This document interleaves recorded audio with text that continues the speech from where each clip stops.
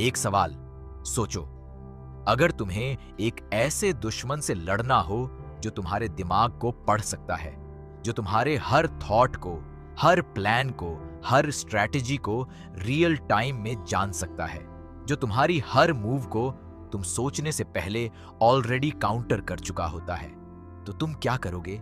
कोई वेपन काम नहीं करेगा, कोई आर्मी काम नहीं करेगी, कोई प्लान काम नहीं करेगा, क्योंकि जिस पल तुम प्लान बनाओगे वो उसे जान लेगा।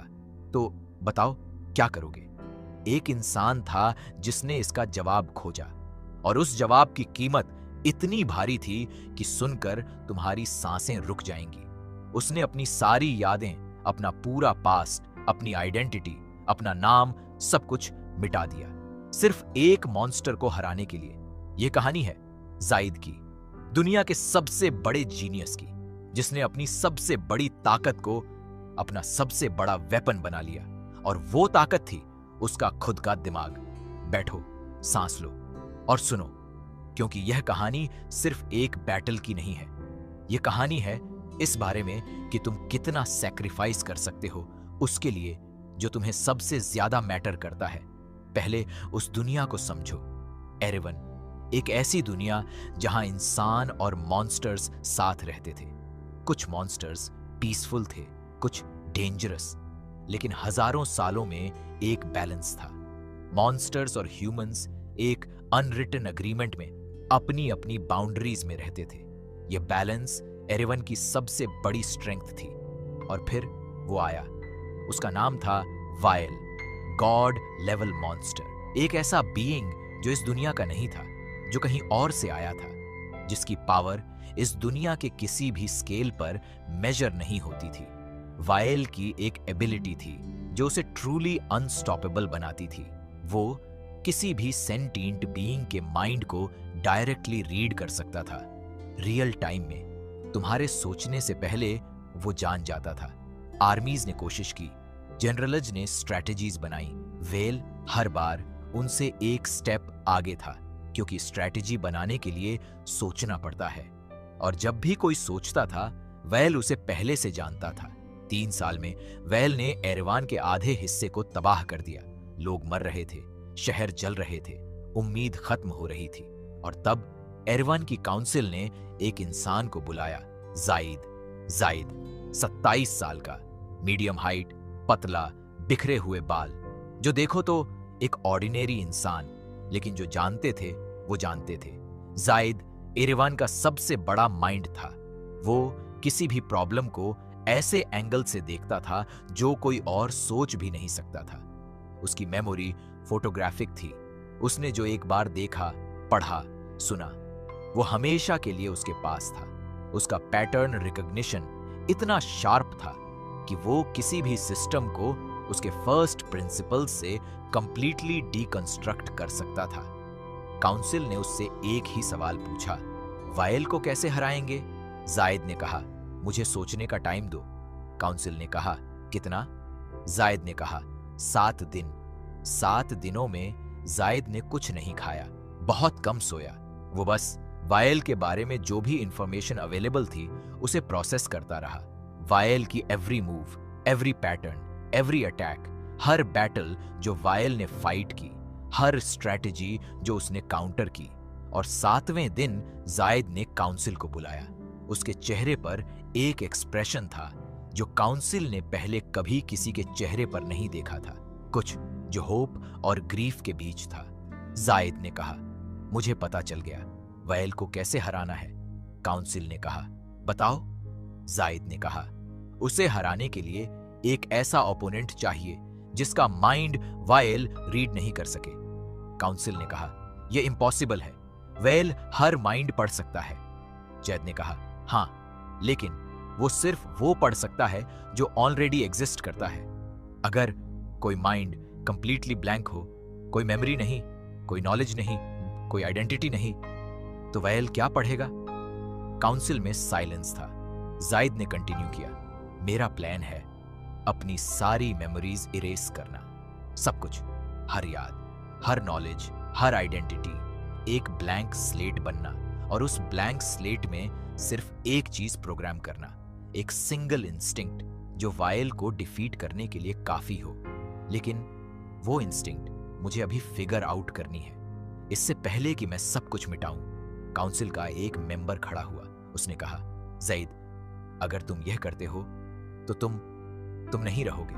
ज़ैद ने कहा, मुझे पता है। मेंबर ने कहा, तुम्हें कुछ भी याद नहीं रहेगा।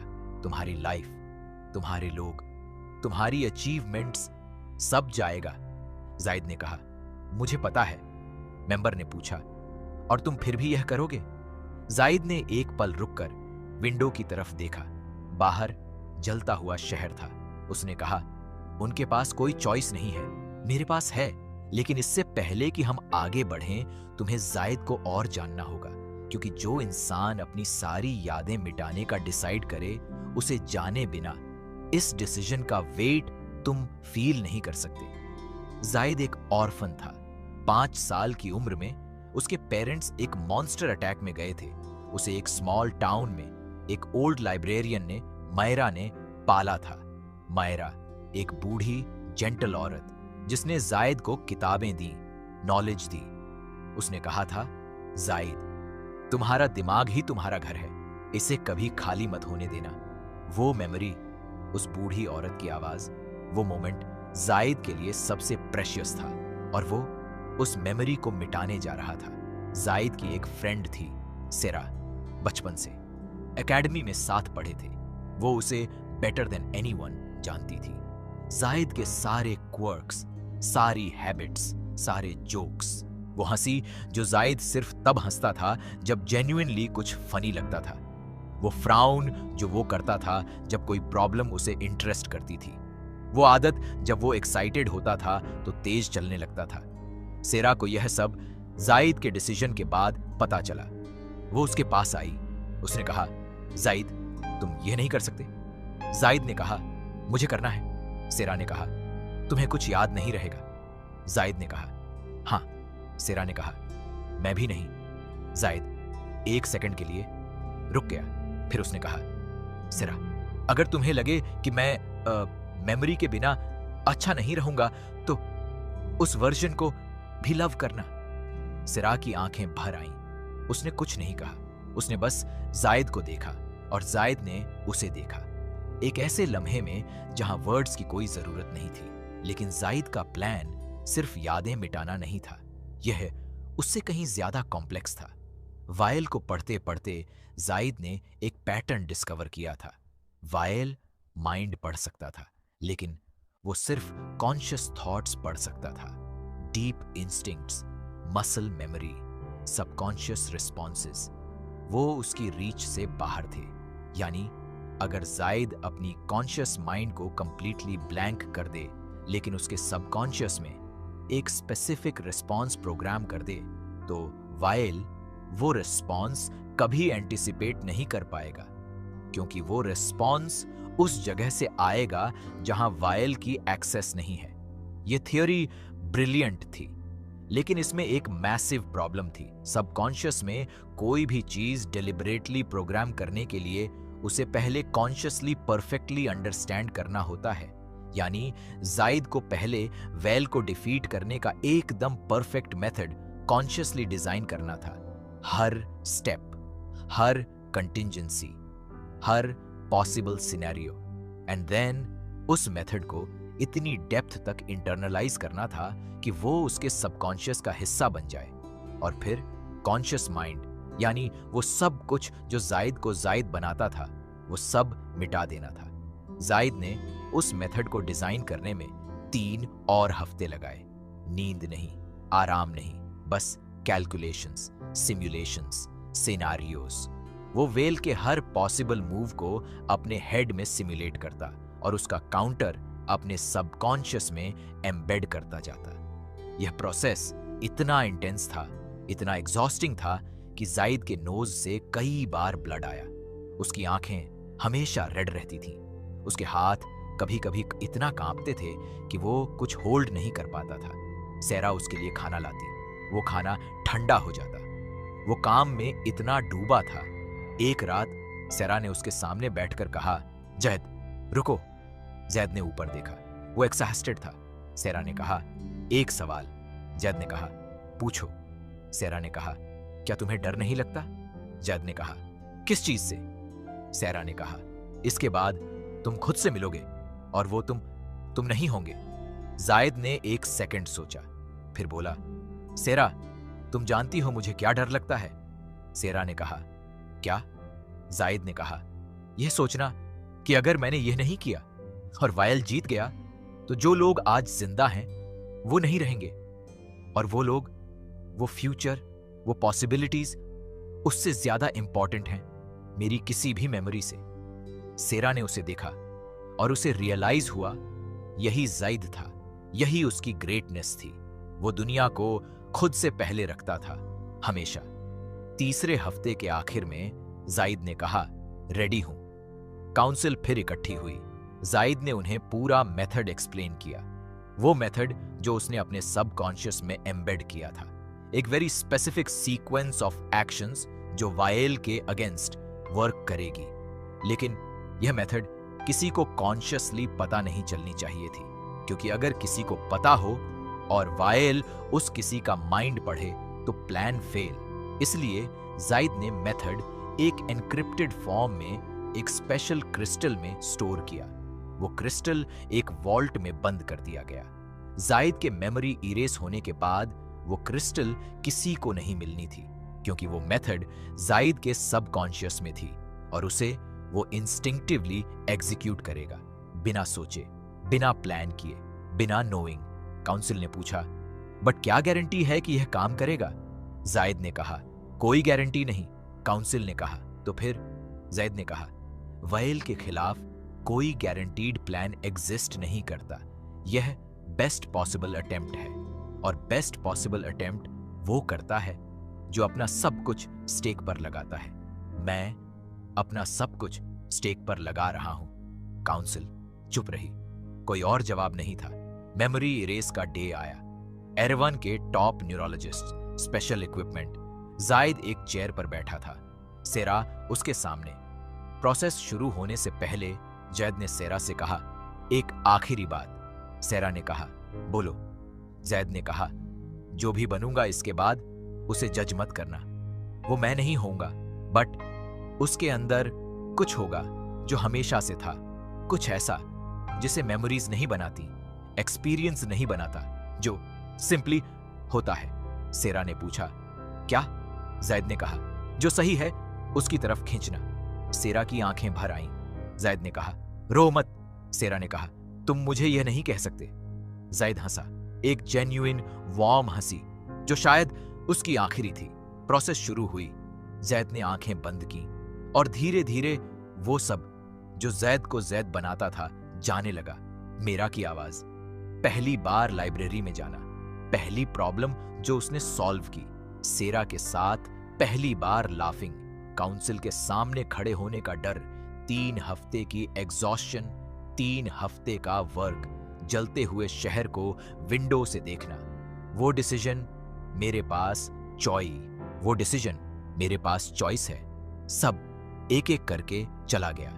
जब प्रोसेस कंप्लीट हुई, चेयर पर एक इंसान बैठा था जो जायद की तरह दिखता था, लेकिन जिसकी आंखों में कोई रिकॉग्निशन नहीं था, कोई मेमोरी नहीं, कोई नॉलेज नहीं, कोई पास्ट नहीं। उसने सेरा को देखा, सेरा ने उसे देखा। उसने पूछा, तुम कौन हो? सेरा की आंखों से एक आंसू गिरा। उसने कहा, मैं सेरा हूं, वो इंसान जो जायद था। उसने कहा, और मैं? सेरा ने एक सेकंड रुक कर कहा, तुम वो हो जो यह दुनिया बचाएगा। वायल उस दिन एरेवन के लास्ट स्टैंडिंग सिटी की तरफ बढ़ रहा था। Massive, unstoppable, terrifying. उसकी प्रेजेंस से एयर हैवी हो जाती थी, ग्राउंड क्रैक करने लगती थी। उसके आसपास एक डार्क एनर्जी फील्ड था जो सब कुछ अब्सॉर्ब कर लेता था। आर्मीज उसके सामने थी, लेकिन उनके पास कोई होप नहीं थी। वो सिर्फ टाइम खरीद रहे थे जायद के लिए। और तब उस ब्लैंक आइड इंसान को, जिसका कोई नाम नहीं था, जो कुछ नहीं जानता था, उसे बैटलफील्ड पर लाया गया। वेल ने उसे देखा, उसने उसका माइंड रीड करने की कोशिश की, और पहली बार वेल को कुछ नहीं मिला। Blank, complete blank. No memories, no plans, no strategies, no fears, no desires, बस एक शेल, एक बॉडी जो खड़ी थी। वायल कंफ्यूज्ड हुआ और कंफ्यूजन वायल के लिए अनफेमिलियर था। उसने अटैक किया, एक मैसिव डार्क वेव। और तब वो हुआ जो किसी ने प्लान नहीं किया था, जो सोचा नहीं था, जो एंटिसिपेट नहीं किया था। उस ब्लैंक आइड इंसान के अंदर कुछ जागा, एक इंस्टिंक्ट, एक डीप एम्बेडेड रिस्पॉन्स जो महीनों की इंटेंस वर्क से सबकॉन्शियस में प्रोग्राम था। उसका बॉडी ऑटोमेटिकली एक स्पेसिफिक पोजीशन में गया, उसके हाथ ऑटोमेटिकली एक स्पेसिफिक जेस्चर में, उसकी एनर्जी ऑटोमेटिकली एक स्पेसिफिक फ्रीक्वेंसी पर। वायल की डार्क वेव उससे टकराई और रिफ्लेक्ट हुई वापस वायल की तरफ, लेकिन एम्प्लीफाइड। वायल पहली बार हिला, उसने फिर अटैक किया, मोर पावरफुल, और उस ब्लैंक आइड इंसान ने फिर वही किया, instinctively, without thinking. Reflect, amplify, return. वायल ने अपनी फुल पावर यूज की, एक मैसिव फाइनल अटैक जो पूरे बैटलफील्ड को डिस्ट्रॉय कर सकती थी। और उस ब्लैंक आइड इंसान ने उस अटैक को फेस किया। कोई डर नहीं था, क्योंकि डर मेमोरी से आता है, पास्ट से आता है। कोई हेजिटेशन नहीं था, क्योंकि हेजिटेशन फ्यूचर की वरी से आती है। वो कंप्लीटली प्रेजेंट था, कंप्लीट ब्लैंक। और उस प्रेजेंस में, उस एम्प्टीनेस में, उसका सबकॉन्शियस परफेक्टली एग्जीक्यूटेड। वायल की फुल पावर रिफ्लेक्ट हुई, एम्प्लीफाइड, रिटर्न। वायल जो सेंचुरी से अनडिफीटेड था, वो अपनी ही पावर से शैटर्ड हो गया। एक मैसिव एक्सप्लोजन, एक blinding light, and then silence. जब डस्ट सेटल हुआ बैटलफील्ड पर, वो ब्लैंक आइड इंसान खड़ा था, अलाइव। वायल गॉन था। आर्मीज ने चीयर्स दी, लोग रो रहे थे, कुछ खुशी से, कुछ रिलीफ से। सेरा भागती हुई आई। उसने उस इंसान को देखा जो जायद था, लेकिन जायद नहीं था। उसने उससे पूछा, तुम ठीक हो? उसने कहा, मुझे नहीं पता क्या हुआ। सेरा ने कहा, तुमने दुनिया बचाई। वो इंसान ने सेरा को देखा। उसकी आंखों में कोई रिकॉग्निशन नहीं था, लेकिन कुछ और था, एक वार्मथ, अनएक्सप्लेन्ड, अनफाउंडेड, लेकिन रियल। जैसे मेमोरीज ना हो, लेकिन उन मेमोरीज का एको ही हो। उसने सेरा से पूछा, तुम मेरे लिए इंपॉर्टेंट हो? सेरा ने एक सेकंड रुक कर कहा, हाँ। उसने कहा, मुझे नहीं पता क्यों, लेकिन मुझे भी ऐसा लग रहा है। सेरा की आंखें भर आईं। इस बार उसने रोने की कोशिश नहीं रोकी। और अब यहां सबसे इंपॉर्टेंट बात, वो जो इस पूरी कहानी का सबसे गहरा सच है। जैद ने अपनी मेमोरीज मिटाई, अपना नेम मिटाया, अपना पास्ट मिटाया, अपना आइडेंटिटी मिटाया, लेकिन एक चीज नहीं मिटी, वो किसी के साथ जुड़ने का पुल, वो जो सही है उसकी तरफ खींचना, वो वार्मथ जो सेरा के पास फील हुई। यह मेमोरीज नहीं थी, यह कुछ और था। ज़ैद ने खुद कहा था, कुछ होता है जिसे मेमोरीज नहीं बनाती, एक्सपीरियंस नहीं बनाता, जो सिंपली होता है। उसने उसे सोल कहा नहीं, उसके पास वो वर्ड नहीं था, लेकिन जो था वो था, और वो नहीं गया। इसका मतलब यह है कि तुम्हारी मेमोरीज का सम टोटल नहीं हो। तुम्हारे पास्ट का प्रोडक्ट नहीं हो। तुम्हारी अचीवमेंट्स नहीं, तुम्हारी फेलियर्स नहीं, तुम्हारे एक्सपीरियंसेस नहीं। तुम कुछ और हो, कुछ डीपर, जो रहता है हमेशा। और जायद ने यह प्रूव किया सबसे एक्सट्रीम पॉसिबल वे में। उसने सब मिटाया, और फिर भी वो था डिफरेंटली। बट देयर, अब जायद के बारे में, उसकी मेमोरीज वापस नहीं आई। प्रोसेस इरिवर्सिबल थी, लेकिन वो इंसान जो उसके बाद था, उसने एक नई जिंदगी शुरू की, सेरा के साथ, काउंसिल के साथ, एरिवन के साथ। वो नया सीखा, नया एक्सपीरियंस किया, नई मेमोरीज बनाई, और धीरे धीरे उस नए इंसान में कुछ फेमिलियर ने शेप लेना शुरू किया। वही क्यूरियोसिटी, वही इंटेंसिटी, वही पैटर्न रिकग्निशन, वही पुल जो सही है उसकी तरफ। एक दिन सेरा ने उससे कहा, तुम जायद जैसे लग रहे हो। उसने पूछा, जायद कैसा था? सेरा ने कहा, एग्जैक्टली तुम जैसा। वो मुस्कुराया, एक जेन्युइन वार्म मुस्कान, जो शायद पहले वाले जायद की हंसी जैसी थी, बिल्कुल वैसी। और इस पूरी कहानी का तुम्हारे लिए वो एक सवाल जो सबसे जरूरी है। जायद जीनियस था, इसीलिए नहीं कि उसके पास फोटोग्राफिक मेमोरी थी। जायद जीनियस था इसीलिए क्योंकि उसने एक इम्पॉसिबल प्रॉब्लम का इम्पॉसिबल सॉल्यूशन ढूंढा, और वो सॉल्यूशन उसे मिला क्योंकि वो प्रॉब्लम को कंप्लीटली डिफरेंट एंगल से देख सका। बाकी सब सोच रहे थे वायल को कैसे अटैक करें। जायद ने सोचा, अगर अटैक नहीं तो क्या? अगर वो माइंड नहीं पढ़ पाए तो क्या? अगर माइंड ही ना हो तो क्या? यही जीनियस है, प्रॉब्लम के फ्रेमिंग को लही क्वेश्चन करना, जो क्वेश्चन इटसेल्फ को चैलेंज करे। और ये तुम भी कर सकते हो। हर वो मोमेंट जब तुम स्टक फील करो, जब लगे कोई रास्ता नहीं है, तो रुको और एक सवाल पूछो, क्या मैं सही क्वेश्चन पूछ रहा हूं? क्या प्रॉब्लम की फ्रेमिंग एक्चुअली प्रॉब्लम का हिस्सा है? और दूसरी बात जो जायद ने दिखाई वो यह थी, ट्रू सैक्रिफाइस वो नहीं जो कंफर्टेबल हो। ट्रू सैक्रिफाइस वो है जो तुम्हारी सबसे प्रेशियस चीज मांगे। जायद के लिए सबसे प्रेशियस था उसका दिमाग, उसकी मेमोरीज, उसकी आइडेंटिटी, और उसने वही दिया, बिना हेजिटेशन के, बिना ड्रामा के, सिर्फ एक क्लियर आइड अंडरस्टैंडिंग से कि यही सबसे राइट चीज है। और अंत में जो सबसे ब्यूटीफुल था, ये नहीं कि वेल हारा, ये था कि जो जायद ने मिटाया वो वापस आया, डिफरेंट फॉर्म में, न्यू मेमोरीज में, न्यू एक्सपीरियंसेस में, लेकिन वही एसेंस। क्योंकि कुछ चीजें मिटती नहीं, चाहे कितना भी ट्राई करो। और इस कहानी का आखिरी सबसे इंपॉर्टेंट सच, तुम जो हो वो तुम्हारी मेमोरीज में नहीं है, तुम हो, और वो हमेशा रहता है।